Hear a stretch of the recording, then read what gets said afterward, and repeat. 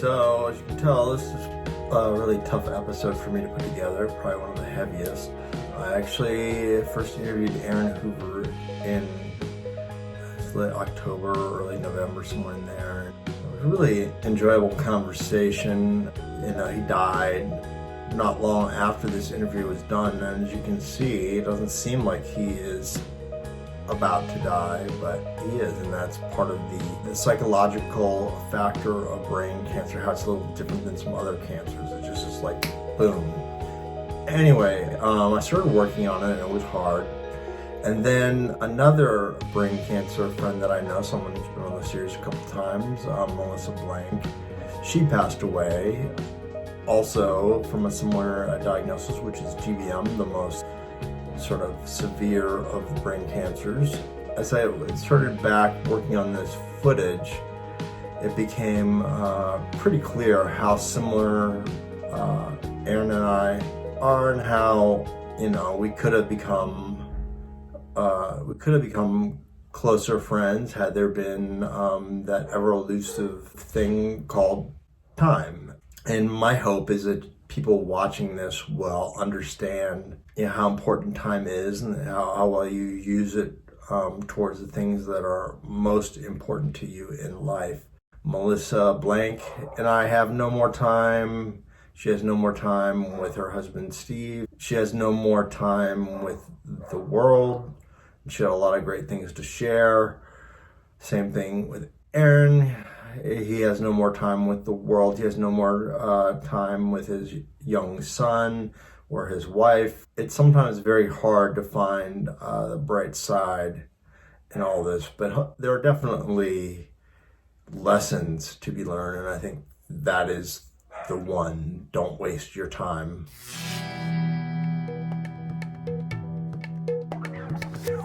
This is Rudy. He has brain cancer.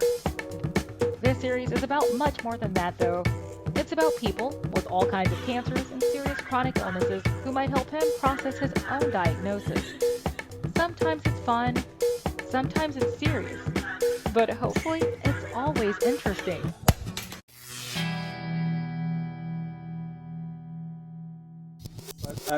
I'm pretty open I don't Yeah, I mind mean, it seems being like it. I open. mean, I've read a lot of your blog posts, and it seems like you kind of put it all out there. So, Yeah, I think when I was first diagnosed, I spent a bit of time wallowing, I suppose. I kept coming back to this idea, not so much for me about my own death, but more. So the saddest thing for me was what a small kind of impact I will have had on my son's life. He's almost 7.5. so So still yeah. quite young. I mean, how aware is he of what's going on with you? He is he's very aware. He's a really curious person, and I don't know if your kids watch Magic School Bus, but he watches Magic School Bus, and they've had episodes on sort of like DNA and cells and all this kind of stuff. And so I was able to use that language that he already had to kind of explain to him what cancer is. And so we use the word cancer with him. He sort of understood, I think, cancer at some level. You know, he would always ask, well, why did you get it, right? I mean, it's like this infuriating question. But I didn't realize how aware he was of kind of the gravity of the situation until maybe a couple of months ago when we were talking just casually over breakfast or something. Somehow he learned about dentures and he said to me, later in your life, if there is a later in your life, do you think you'll have dentures? And I was just shook because I didn't know if he really understood, you know, what was possible or you know, what was a likely outcome. And so it was at that point that I realized like how much he really understood. My kids, especially my oldest daughter, who is 6, soon to be 7, she seems to be very aware. I mean, she gets nervous if I'm out of the house for too long, or if I have a doctor's appointment and I'm gone long. She gets very panicked and worried. She has nightmares. She has been seeing a therapist, which I definitely recommend for anyone who has children of a young age and you're dealing with a serious health condition like this, and that's helped some. But like you said, it's very disturbing how much the kids seem to understand. It makes me really sad that he has to try to make sense of this and that I mean, I guess I take some comfort in the fact that he can't fully, I think, understand what life's going to be like, you know, when I die. But he's getting there, you know. he's moving in that direction. And I had my first big seizure the day before he turned 6. It was horrible. We had a birthday party for him. We had a cake in my hospital room. There's nothing more depressing than eating cake with your 6-year-old in a hospital room.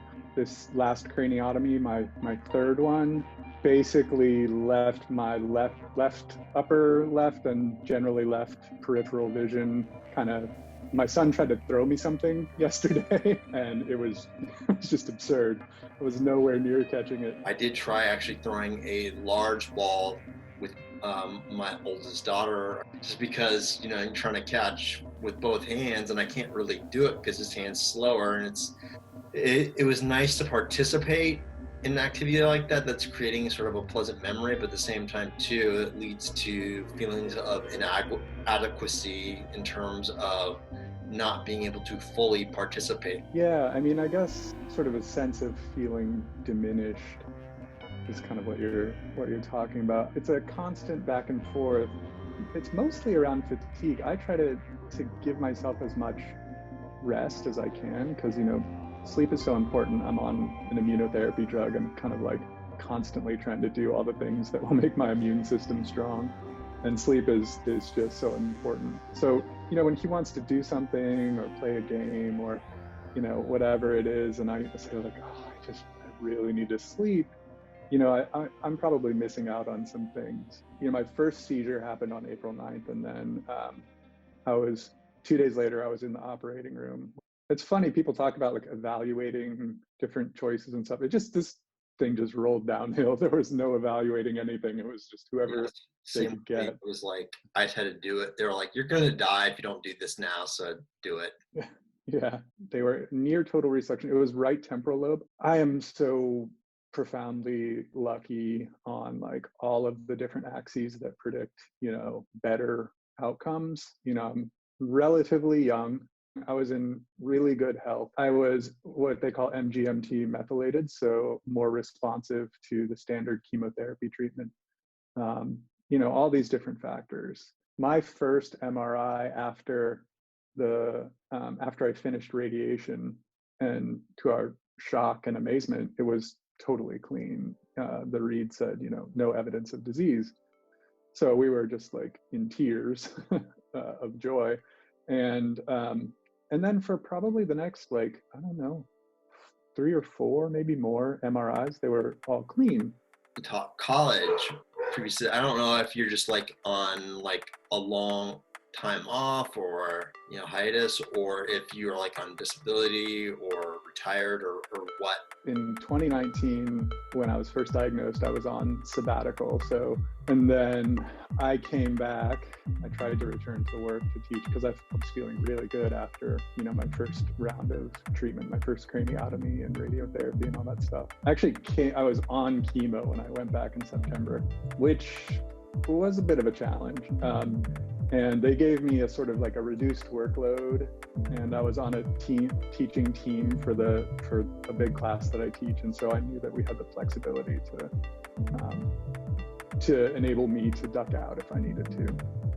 Yeah, it's interesting that you mentioned the professional aspect of my identity, just because that's been, I think, the hardest thing to decouple from. I think my wife was pretty upset that I chose to go back after my first diagnosis. I would say that maybe I regret that a little bit now, but somehow I think I thought that going back to normal would give me some sort of like structure and help me feel like I could fight this disease and still feel sort of whole as a person. For me, it's sort of the idea of being productive. Like the way I viewed myself as being productive is, not to brag or boast, but I felt like I was very good at my job. I felt like that might help me. I wound up not going back to work just because of a whole bunch of other issues. But do you think that there's part of that of just sort of finding value in yourself and not seeing yourself as sort of a dying person?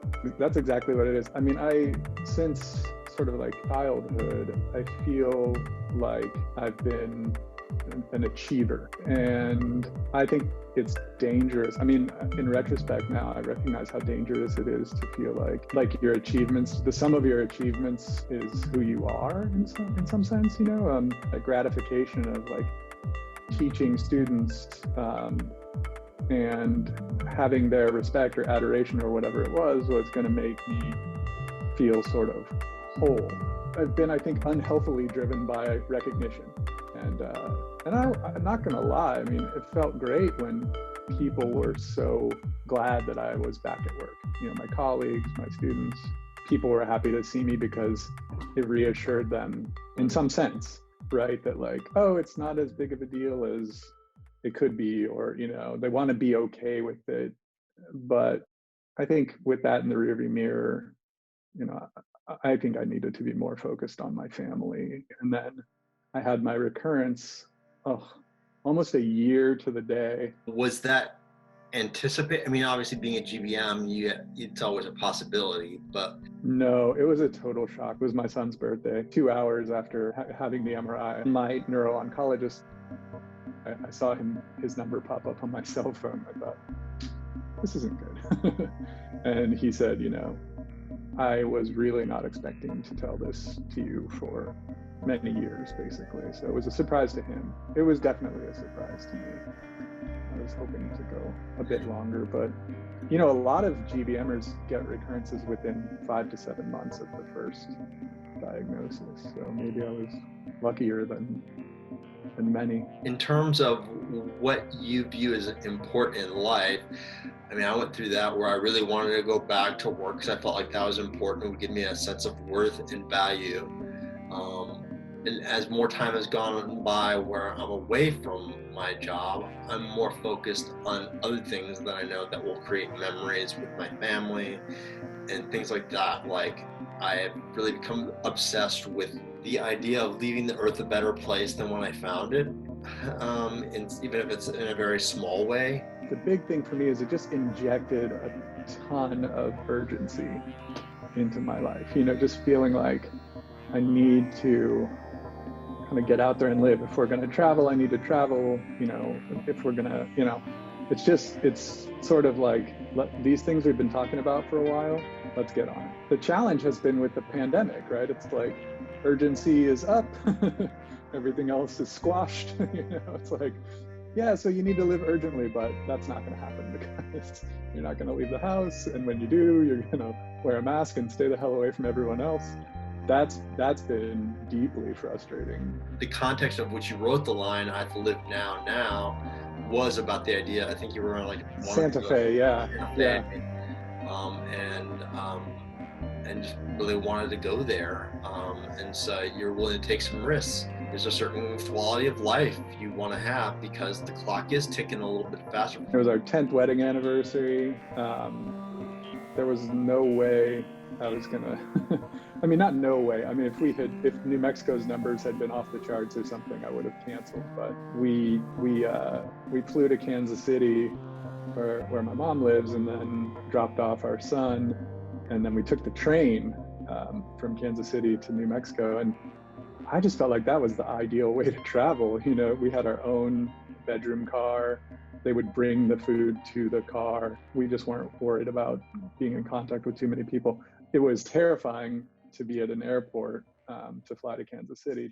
It is very different in a day-to-day context. Like, when we're going to the grocery store here in Boston or something, and I see people without masks, I'm just like, oh, what is wrong with you?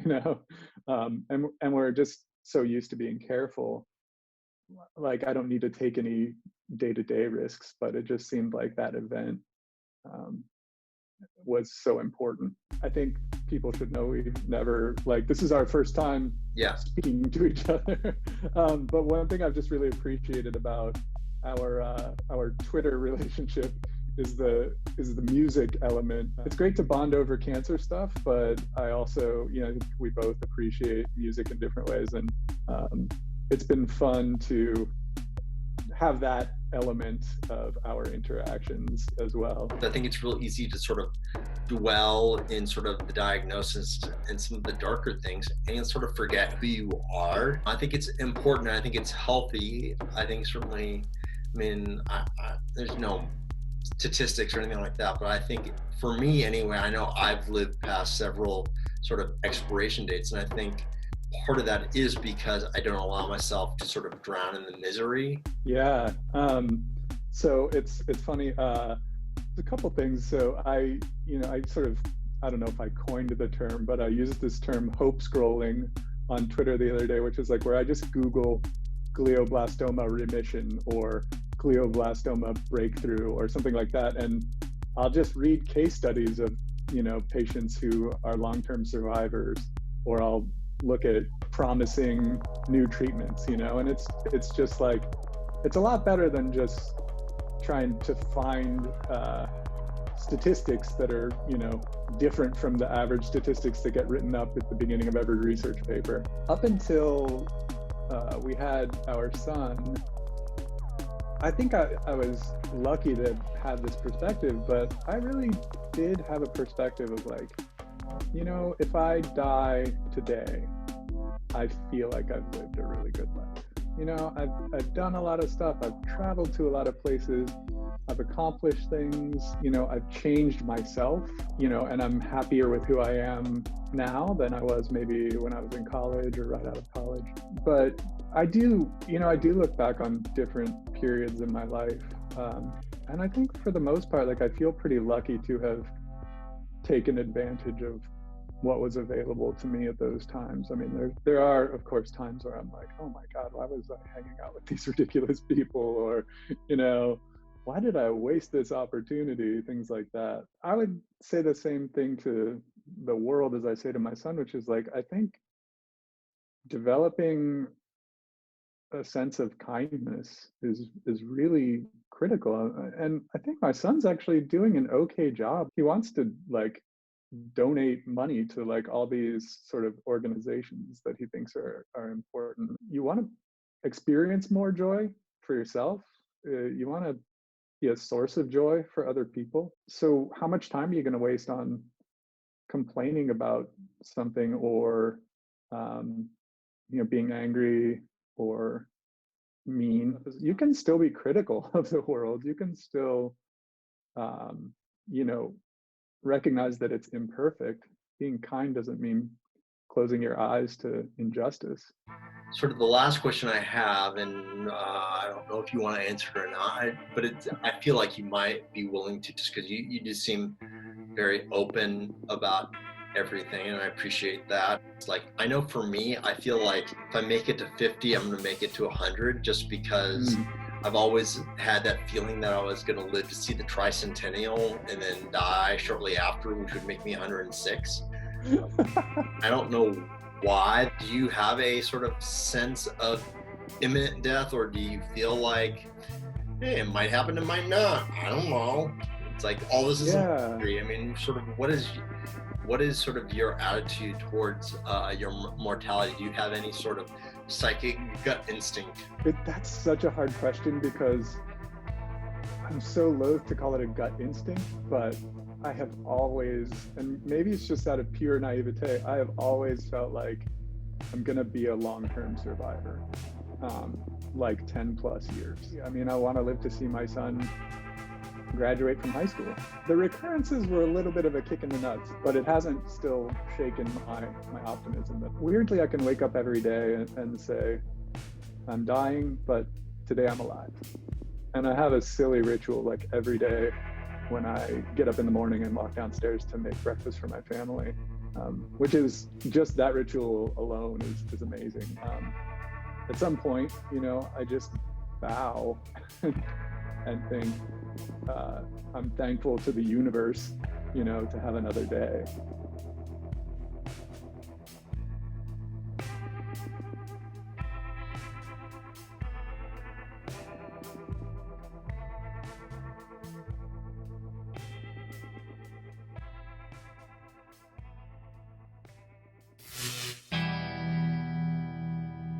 Did you enjoy the video that you just watched? Then please share it all over social media. And while you're at it, could you also go ahead and subscribe to the Brain Cancer Diaries channel that you're on right now here on YouTube? Like, share, and subscribe.